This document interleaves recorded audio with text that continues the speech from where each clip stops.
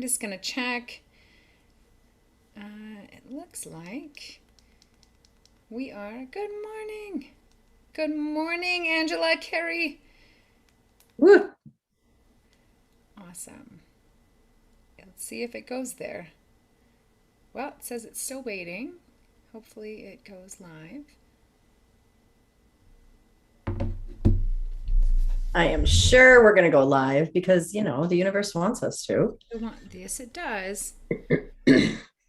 Oh, yeah, we're there. I had to reload it. Hello, everybody.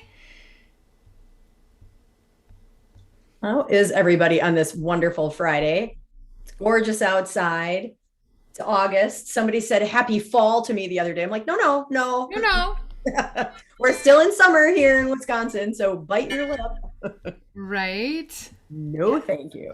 No, thank you. Angela just confirmed we're live, so we're Oh, good. Thanks, fantastic. Angela. All right. Well, today we're doing our full version.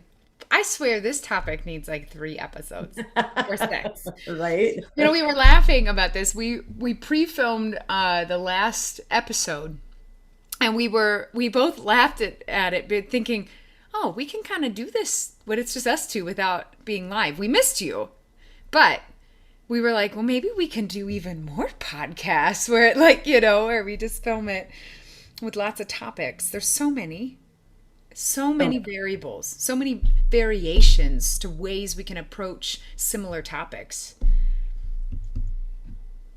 There really are. And it's interesting because it always leads to, I don't want to say more of the same, but we come to the fundamental place of love being greater than fear, and Yes. having a choice in how we do things, out of love or out of fear. And I remember at the beginning when we started this, we didn't want to talk about fear quite right away. We wanted to wait but love and fear are at the foundation of everything that we do.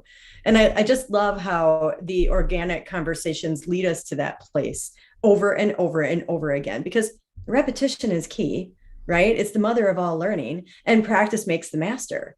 So that's what we're doing here. I can't wait for you to sing this song. Yes. Yeah. So this is a song. It's so funny because uh, you picked the song, Natasha Bedingfield, Unwritten.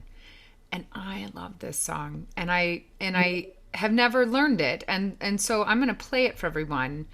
And I'm going to, some people say, I'll calcify it a bit. My own spin on it.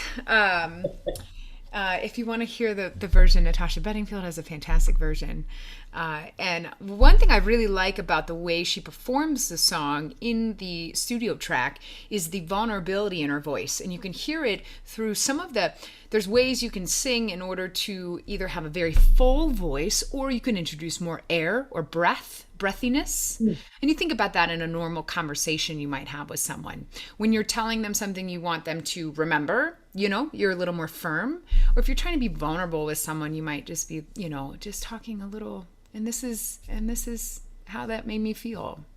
There's a little more breath with that. And so in the studio version, she does a beautiful job communicating a sense of vulnerability in this idea of her life story isn't done. The rest is still unwritten. And it's this vulnerable state of excitement. And anyway, let me play. But can I ask you a question before you jump in? Okay. Are those things that someone taught you one day, or is this just stuff that you inherently figured out as you were learning more about your musical talent? That's a great question. Is it both? This is why I think when someone says to me, you have a gift, I didn't believe them for the longest time. I didn't. And I'm really realizing that maybe there is something that I have that is, when you have skills that you don't really know why you're really good at something, but you just are. And you don't realize you're good at something at whatever level until you start seeing other people who maybe maybe don't quite have that skill you have, or they have to work really hard to get that skill that you're like, oh, I thought that was a thing that everyone knew, right? So Yeah. this idea of how, when you sing something, or when I sing something, I just focus on the emotion of it, and then idea of having something a little more breathy is not something I analytically analyze. I don't analyze it. I just know, oh, the feel isn't there on that vocal, or yeah, it's not something that I learned. It's just something I know. I don't know where it came from, to be Yep. honest. Deep knowing. I get it. I just love that. And I thought I knew the answer, that it was just something you ended up knowing. And that nobody taught you that, because the way it flows from you is so organic and beautiful that some things can't necessarily be taught in that sense. And the way that the music comes through you feels very organic. And so thank you for answering that, because I thought I knew the answer, but I really wanted to hear you say it. I want to share this with everyone. It's something that my dad shared with me, and I didn't believe him for the longest time, until I picked up the guitar. And he told us when we were younger, he said, you either got it or you don't. And I didn't believe him, because I thought you could practice something and become as good as you'd like with something. And to be honest, like, I'll never be like a basketball star. I'm not tall enough, right? Or I'm not athletic enough, or I'm not going to be able to do a high jump, or you see what's going on in the Olympics.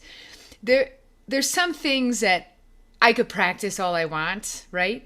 Yeah. When I picked up the guitar and I started singing and started writing music, I kind of got what he was saying, and I'm still honing my skills. I'm still working on it, but there are just these things that you just have that are gifts, and everyone has special gifts. Everyone does. Yeah.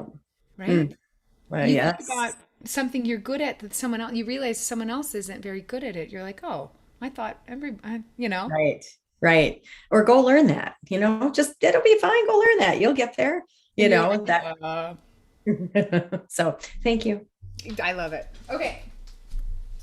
Guitar. We're going to do Unwritten by Natasha Bedingfield.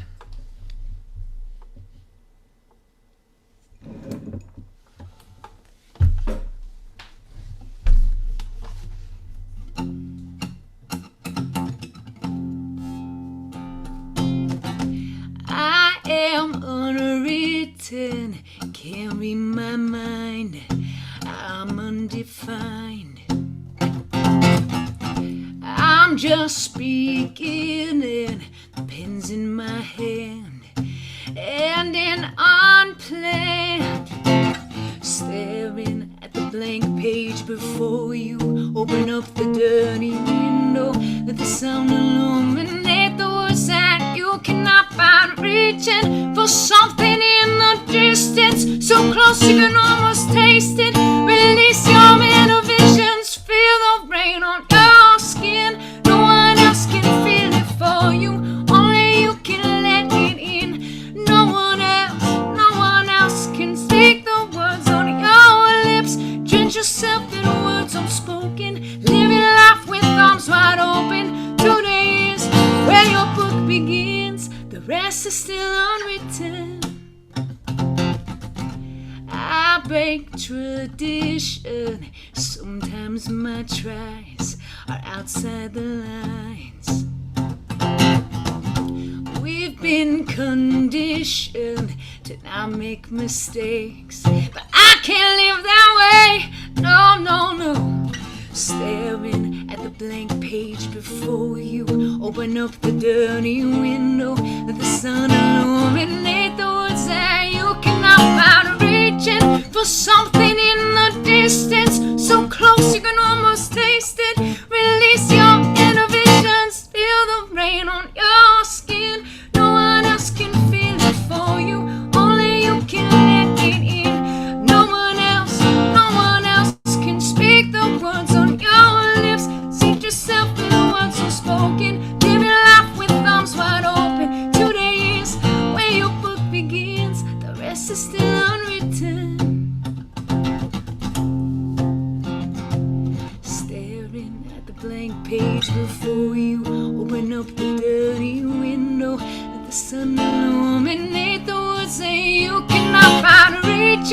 for something in the distance, so close you can almost taste it. Release your inhibitions, feel the rain on your skin. No one else can feel it for you, only you can let it in. No one else can speak the words on your lips.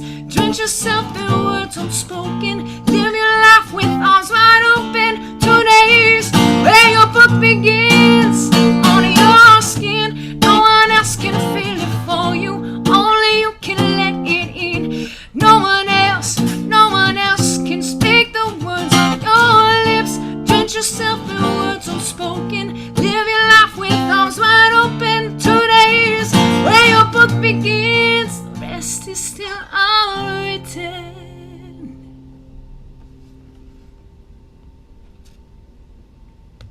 Oh, thank you. Yes. Ooh, How'd that feel? that's a fun one. It is. It definitely is. It's one that I might record a YouTube video of this one. Uh, Mhm. yeah. I did a little, I think I did a double chorus at the end on purpose because it felt good. Yeah. Looking at the words and I'm like, I think I just made up part of that song, but that's what I was feeling. So that's how it's covered this morning. I hope you Mm. guys felt some of those words. Wow. Yeah, Angela just Wow. called out. She said, beautiful Kelsey, I love it. Maybe my favorite line is open up the dirty window. She loves the idea of finding more clarity and seeing more clear views. Ooh, I like And that. yeah, and as we align the, why will your why change? And why might your why change, right? The will and the might.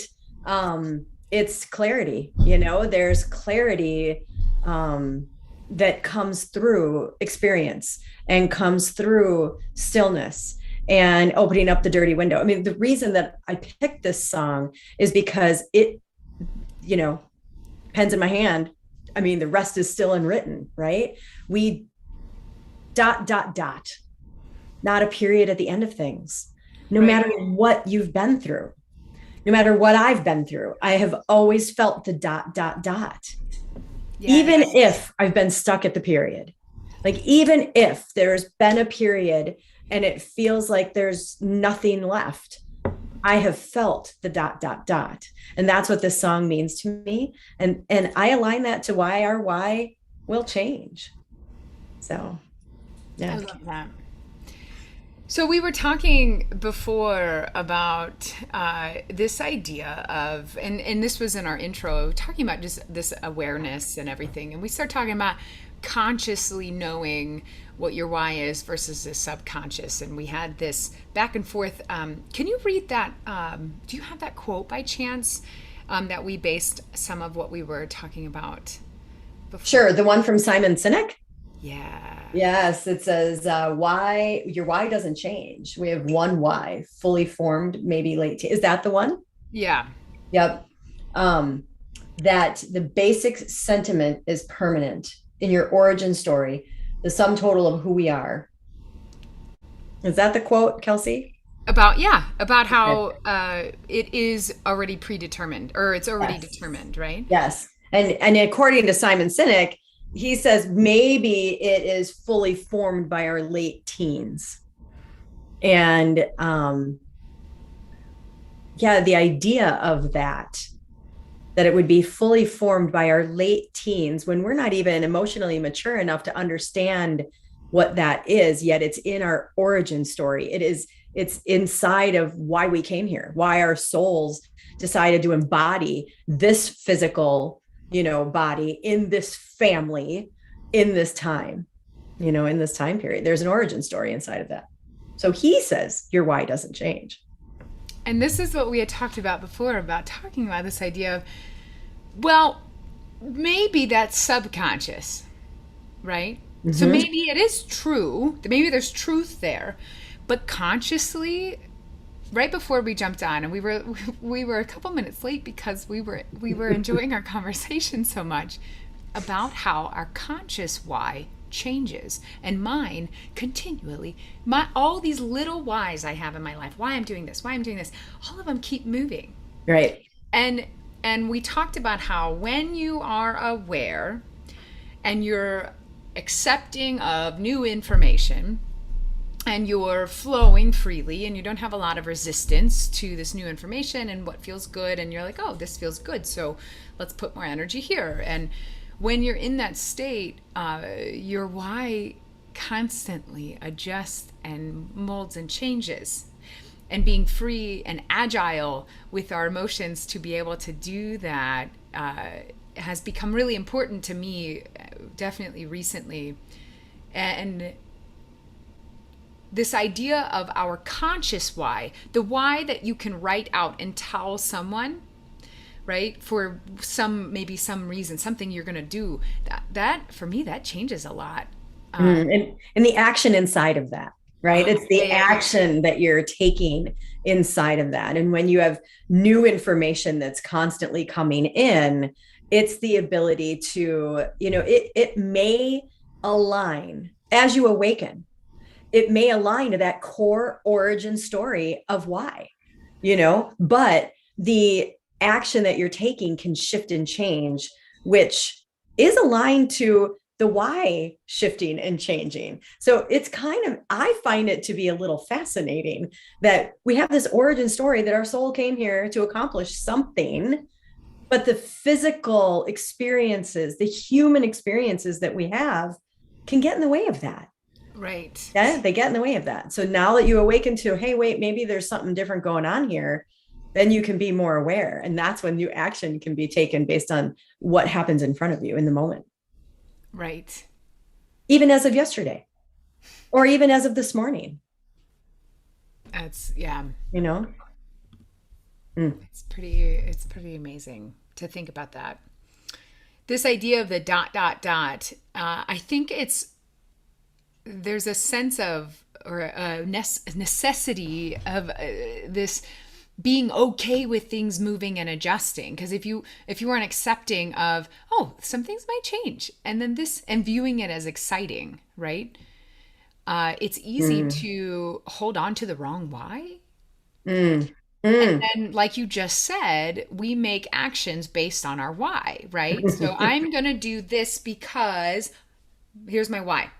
And then if the why, if you're not open to the why kind of adjusting some, you might be doing this action for the wrong why, right? Our actions follow this why. Yeah. I mean, been there, and I'm keep being there. I'm still learning. Well, and what you just said goes to this verse in this song, Unwritten, where it's, I break tradition. Sometimes my tries are outside the lines. We've been conditioned to not make mistakes, but I can't live that way. Right. I look at that and I think, yeah, we're breaking tradition. Tradition. There are so many traditions that are beautiful and great in our lives and our families, but that is not how it always has to be if that doesn't work for you. And, your tries may be outside of the lines of the things that anybody else expects from you, but that's okay. If you can't live that way, go for it. Right. And that alone, knowing that alone can be a shift in your why. Big time. Knowing that alone. Let's take this one step further, because that really connects with me, because I did something, my family, it was like, what? And I laughed with my mom recently because, I mentioned to her that I noticed a shift in how my parents are connecting with me through my music and everything. And we laughed because I said, it probably helped that since I became a full-time musician, I've never called home and said, hey, I need to move in, or hey, can you send me money? Right? I approached this as logically as I could.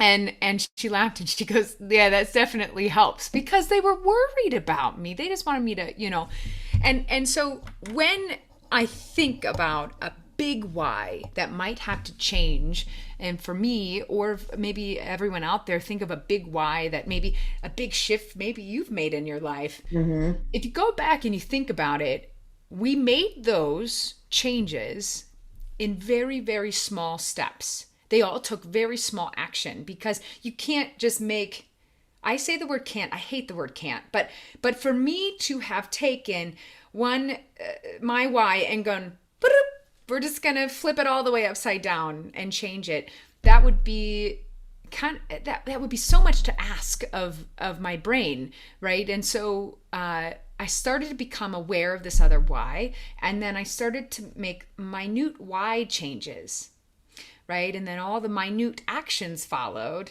and then now my why is so different than this other why I was holding on to. Right. And I'm grateful that I allowed myself to get to where I'm at, and I'm also excited if it changes again or whatever. But this idea of our whys, making small adjustments and being okay with the small adjustments. Oh yeah. Yeah, I need to soak that in, because as you're bringing that forward, my mind is going back to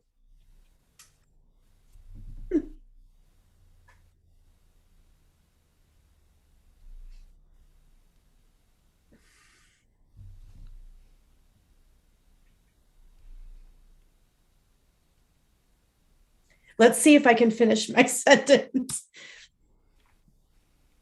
My why is going back to my authentic self and my true self. Yeah. And I really believe, because I don't overanalyze things, but I love to connect dots. And so maybe I just joke with myself that I'm not overanalytical, because maybe I am. But I don't find it to be an overanalyzing. I find it to be a connecting point so that I get it, I can let it go, I can move forward.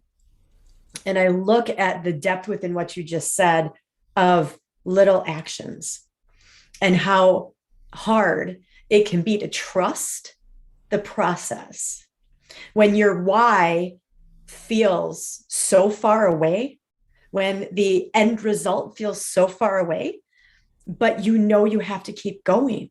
And you have to take those little mini actions to get to the point where you can honor your authentic self, your true self. That would be the origin story that Simon Sinek is talking about. I fully get that. That is not easy. Awakening to a true understanding of why you're here and filling your cup with that every single day. It's not easy, because we have all of this tradition, all of these expectations, all of these other things that people in our lives and in our past have put on us. And we don't want to disappoint people, right? But for me, I spun my life in circles working at not disappointing everybody else. But eventually I realized I had fully disappointed my own self, and not necessarily in the non-grateful way, but in the, oh, you're last. You're last. Well, you can't be last when you are honoring your origin story, your real, true self, your authentic why, the deep, deep why of what's to be in this lifetime. So yeah, that minor little mini actions can be so important, because you have to keep going. When the why changes and you feel it deep in your soul, take the mini actions and keep going. Right? I thank you for sharing that. What you just brought up too, for me, as I think about this, it is scary when you learn about a big, deeper why. And you'll catch whiffs of it. And because of this idea of, I like when you use the word disappointing others. And it's also this ourself to some extent, because it's going to become our old self. And there is fear involved in there, because there's change involved. Mm-hmm. And when you just brought up that to be able to be your authentic self every day, and show up like that every day it's a lot, right? I'm not even close to doing that. I mean, I get triggered all the time. I'm working on it. I'm at the best place I've ever been in my life. A lot thanks to you and everyone here, to be honest. To be really honest, I made a lot of work on my own, and it's the group of people here that I've connected with through the chat that you're chatting right now. Just everything. We're not alone, and then it pushes us every week to get together and talk about things. But I want to highlight one thing that you said that is really important for, I think, everyone to, at least what I'm gleaning from what you're saying. When you get a whiff of a deeper why that is different than what you are doing, and it might feel, this is a big part, it might feel scary, right? And it should. And I know that you're going to say I should myself, but it should, because you're so, if you want to make a change in your life, it's not going to feel comfortable. Right. Feel into the fear and do it anyway. Right. Yes. And that idea of those small actions, and then you have to have trust that you'll get through the other end. That is not a simple feat. Mm-mm. And I want to add one more piece of the puzzle of something that it's interesting when we spend time on growing our inner selves, right? And becoming more connected and becoming more fully ourselves so we can shine as bright as we're all meant to be shining. When you start to do this and you have some fear, oh, I just lost my thought. Oh, I had a really good one.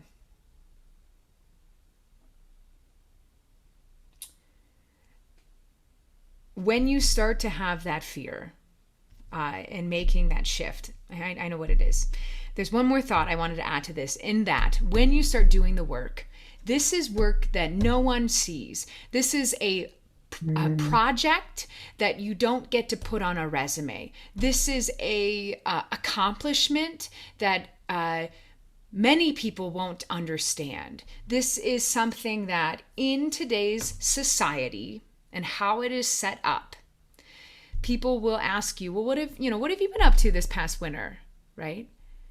And there's no, it's different if I say, oh, I released 2 singles or something, right? People get that, right?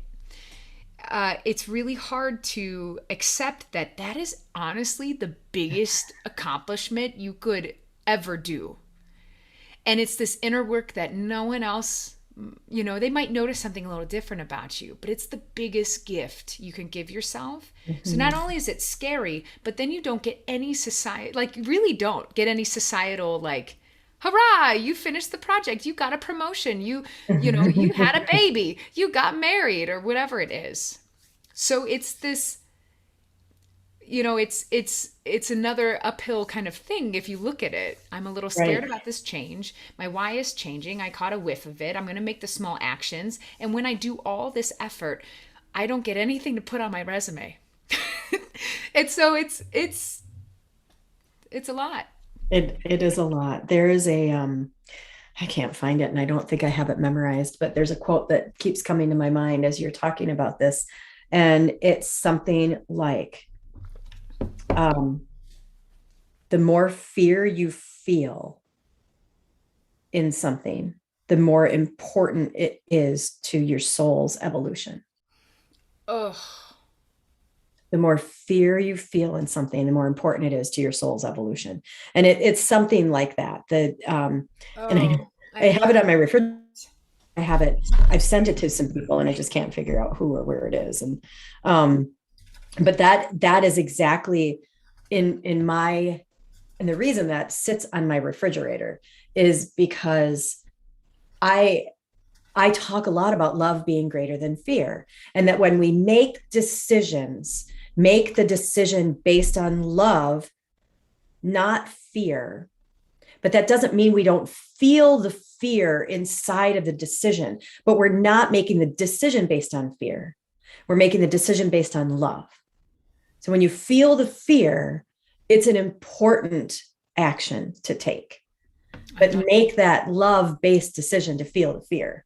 And that's why I keep it there, because it can be really, really hard. Like you said, it's hard and scary and uphill. I love that. So this idea, I like to think of it as like contrast, right? So love and fear, are in contrast. And I'm starting to, and I'm not the best at it, I'm starting to get better at appreciating the fear or whatever contrast or resistance that comes in, because it, or not resistance, but some kind of a contrast that comes into my life, because it helps me decide or make minor changes for my why, and that way my actions can follow. I need that contrast there, the love and fear, so that I can make a choice and adjust. And what you're saying is so important, to separate the idea that we don't want to ignore the fear, but we want to make sure we're making decisions out of love. Love is greater than fear. We need to appreciate that the fear is present, so we know we need to start making a choice and make actions, Right. take actions. Right. Absolutely. Absolutely. It's not, I think the one thing that often happens as, people do personal development, or even inside of the relationship between personal and professional development, is that people think that they can't feel all of those other emotions. Like, let's just always be happy. Let's just always be blah, blah. No, you need to be able to feel into all of the emotions that come with those decisions. If you constrict anything, your body will find a way to either tell you that you're in a constriction state of being, or whatever you're doing won't be as authentic as it would be if you were open. So constricting emotions and constricting feelings as we're moving through these things doesn't serve us. We have to feel all of it. And when you open to the idea that you can feel anything and everything and it's all okay, that's when the choice that you're talking about, love first versus fear, will be different. It will feel like a different choice. You'll be able to feel the fear, but do it out of love. And I don't know about you, but I've always been a crier, and my dad would always say, "Stop crying. Why do you cry so much?" Because he was uncomfortable with my crying, right? And it would be he was sensitive to it. He didn't like to see me cry, but then I learned maybe I can't cry. I've always cried anyway. It just comes. But now I've learned so much more about the reason behind that, and that it's a piece of my truth coming out. When I feel it, I cry. That's my body's way of saying, "Oh, bingo. This is important. Pay attention. Yeah. This is important."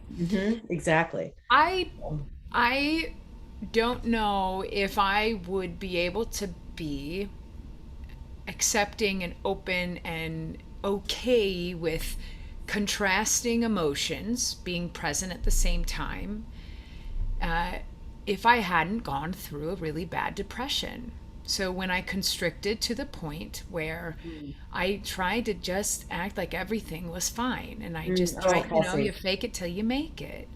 And it works. It works for a small amount of time. I've needed it, right? I had to go through, and it served me. It no longer serves me in my life. And I'm grateful that it was there, but then it took me down into a deep depression. And that was my body shutting down and saying, okay,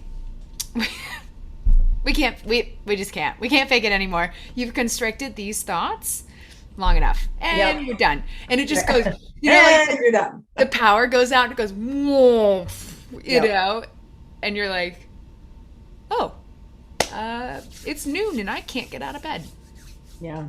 Right. It's dark and it's scary and it's necessary. And I look back and I know that I needed it to get there for me personally, in order for me to be okay with contrasting thoughts, so I can learn how to make choices. Right. When you constrict and you're trying to avoid, you can't be aware. And if you're not aware, your why might not adjust how it needs to. Your why will consciously adjust some, and then your actions follow, and then it goes into a cycle, right? Yes, in fact, you just yeah, what just came to me was that sometimes, and I would tell you often, a lot, very frequently, we fight the inherent why in our lives because it is very different than what society and our familial ancestral experiences might be telling us, and where you feel like the black sheep of the family, or where you feel like you're doing things a little bit differently, try outside the lines. It's scary to go there, and when we fight it, it's an unnatural fighting, which is where you end up going deeper into the darkness. We have to have that darkness in order to see the light, though.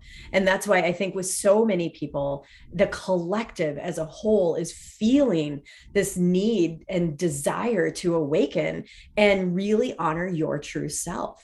There's a lot going on in this world right now, energetically and with the collective rising. And, the shifting of the, we'll go down this path another day, but there is a toxicity in both masculinity and femininity. And the divine masculine has been very, very high for a long time. The divine feminine is working at increasing and meeting so we can have a balance between the two. And as we start to shift and feel that divine feminine, every being has it. We all have divine masculine and divine feminine energy inside of us. And as we work at balancing that out, our why has to shift. We have to get back to that origin story so that we can honor ourselves. But what society and family and church and, school and all the things, it's uncomfortable. It's uncomfortable. But heck, we have to go there. And it's so beautiful when we do. And I love what is happening in our chat, the confirmation of that fear isn't the focus, seeing both objectively helps us calibrate things. Fear is not in control, but it's in a place as a catalyst for moving towards something new. And, it's just, thank you for resonating with this conversation, you guys, because your why, it shifts. I love mini whys. Is that what you said, Kelsey, earlier? Was mini whys, mini actions, mini whys? I think, or micro. Maybe I see micro, even smaller. Mini. Let's go smaller. Let's go small. Everything we're talking about goes to a quote that you have recently put out. Yes, it does. And in fact, awareness beginning to awaken, and this idea of this infinite transformative state that we go into. Yeah. So as I work on the continual transformation in my own world, quotes, pop into my head, and I journal and I write them down. And this one really sits with me. And it's, once you begin to awaken, you'll find yourself shifting into an infinite transformative state of being. So an infinite, always existing, transformative state of being. And every time, we live in a state of being. Your state of being is love or fear or whatever state of being you might be in. But the transformative state of being allows us to be open to receiving and flowing. And as we awaken, we move into that space. And it's just, for me, it was confirmation that this freaking 3-month thing I just came through and am working on right now is okay. It's okay, because, it can be really fucking scary to see it happen and happen and happen again. But it's a transformative state of being. So now I have the awareness to that. And I should almost expect in one sentence that it's going to happen again. And I'm ready, right? I'm ready. Yes, and your quote works when from what we talked earlier, when we are accepting and open to all the feelings, right? Yes. Love and fear. And it's happening in the chat. Fear isn't the focus. It's not. And then seeing both objectively helps us calibrate, is what Angela said. I love the word calibrate, because when we are accepting of all the feelings, right? That's the only way we can become aware of what, oh, I'm having these feelings. It's allowing us to calibrate so we can make a choice. So then we can adjust our why. So we can make micro actions. And like I said, and I think of the word, the two words, infinite. No, you said infinite, transformative state of being. And I just think, if I was gonna write or make choreograph these words, right, I would just do infinite transformative state of being, and I'm just rotating my fingers around in a circle because that's what it feels like. And there's a low hum with it,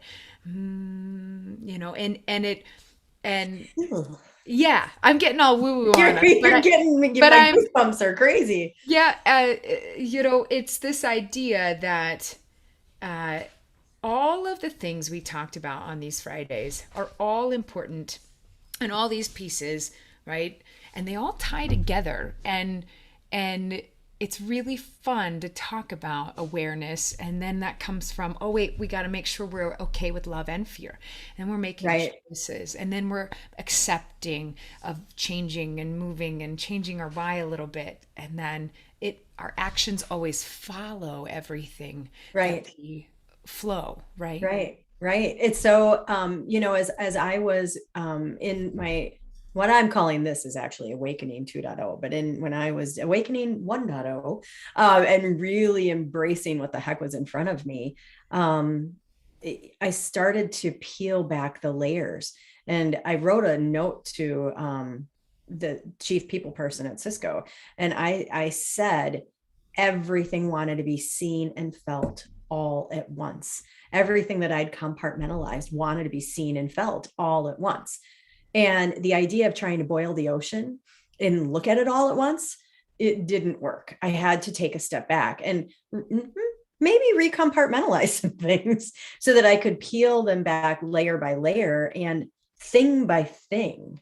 And I think that in fact, I know that as we start to transform an area of our life, we find how it interweaves with other areas of our lives, and that we are just one being with all these different areas of life, but experience is they intertwine and interweave. So as you move into that infinite, that constant role, it's like the visual that comes to my mind is, if you've ever watched Powerball numbers be picked, and they have that big thing that churns that, well, they used to anyway, that churns the numbers.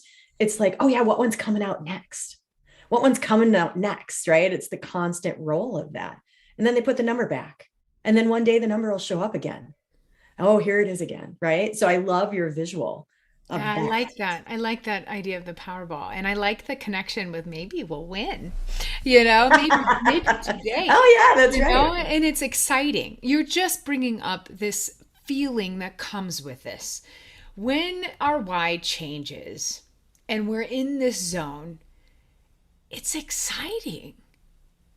Yes. Things around you are exhilarating. They're expansive. They're loving. They're free. They're flowing. They're all of those words, right? And so when I think of that, and Angela said that, thanks for acknowledging the hum with that. It's just this, there's just you're like a little honeybee looking for another flower, and you're just like, yeah. Yeah. Anyway, I love it. This was a good extension. Yes. This was really, I love the comments, and this was really a fantastic conversation. This dove in at a deeper level than I knew we would go. I love the connections we made. I know. Me too. That's why I really appreciate the fact that we the word just is meant not to minimize, but that we just have a conversation. We have an organic conversation on a topic that is expansive, and we keep it open, which is so good for me personally, because I've always been one to just I love spontaneity and I love keeping things open and let's just go with the flow. Anytime somebody has tried to constrict me into a little box, I bounce around and then fall flat to the ground. So I appreciate the fact that you are good with that as well. It Same just to flows so you. well, Kelsey. Same to you, Joe. I, I hope that, I don't know if I hope is the right word.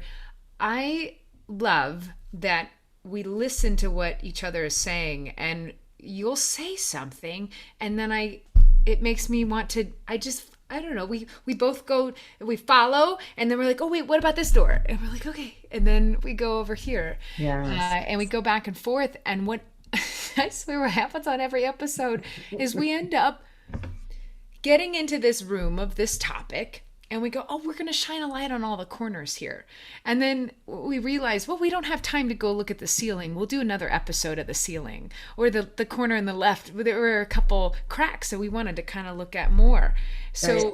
we're really collectively as a group just having fun shining some light on some things, right? Right. Right. You know what, it's what has been so exciting is the idea of active listening.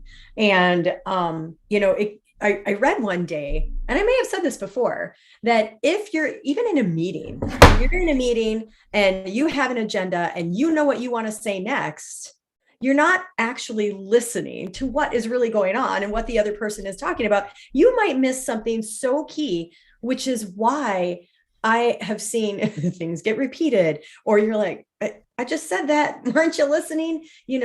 The act of listening allows us to honor what's coming through and not be planning for, oh, but I want to say that, at all. And I just really, that's what I love about it. Is just, it's such a good ongoing lesson to really Same, be present. same here. I found myself when we talk that I'll lose my train of thought of something. And part of me wonders is I try very, like, when you're talking, I allow myself to go down your path, and then I'm talking about this idea I had, and then I'm still thinking about the thing you just said even more, right? And as I'm and so normally, if you aren't listening to the other person, you don't forget what you were going to say, because you're going to bulldoze your way into saying it. I know we both have done this. We're like, oh, I lost my train of thought, Yep. uh, Yeah. which Yeah. is part of our listening. And I think it's This is yes. I can't believe it's 20 to 1 already. Oh my goodness. That time flew by, right? I have to acknowledge the levity that we can bring into any conversation, but that comes from our community too, because Charlotte just said, we all know organic is always better for us. So I love that, because yes, let's go with that in anything: organic growth, organic, just friendship building, organic food. Thank you, Love Charlotte. that. Thank you, Um, Charlotte. but I want to close us out, if I can, if we're close, with a quote from Deepak. I don't think that I love Deepak Chopra, and a friend of mine, one of my best friends from college, moved to San Diego, to La Jolla, in 1991. And she never came home. Like, she never came back to Wisconsin. She's like, the ocean is my thing. I'm never coming back. But back then is when she really early on discovered Deepak Chopra and had done some training underneath him. And so he became an early teacher for me. And I just love the guy. But he says, you must find the place inside yourself where nothing is impossible. Ooh, I love And I that. think to leave everybody with that, find the place inside yourself where nothing is impossible, is a really great way to go into the weekend and continue the ... of your why. Thank you for sharing that. I love that. Wow. Mm-hmm. That's a And precious place. right. Yeah. It's a constant reminder. It's a good mantra, like It's a constantly good remind mantra. It's a yourself. good mantra. Mm-hmm. Yep. Thank you, Joe. Nothing's impossible. Thank you, Kelsey. Thanks, everybody. Thank you, everyone. This was such a fantastic conversation. Literally could be here for another 3 hours if we wanted to. Well, we'll get off the Zoom and then just talk for another 3 hours. I know, right? Oh my We love gosh. you all. Thank Uh, you for being here. Thank you for joining us on Fridays. Thank you for everything. I'm deeply appreciative of this group and of uh, what we get to share and do together. mhm. And the gratitude that we feel from you all. The confirmation. I love it when Inga pops in. She's like, "Oh, thanks, guys." I just love it because we just love to know that you're there and that you're on this journey with us. We are never alone. We're No, fully supported. We're never alone. never alone. Love and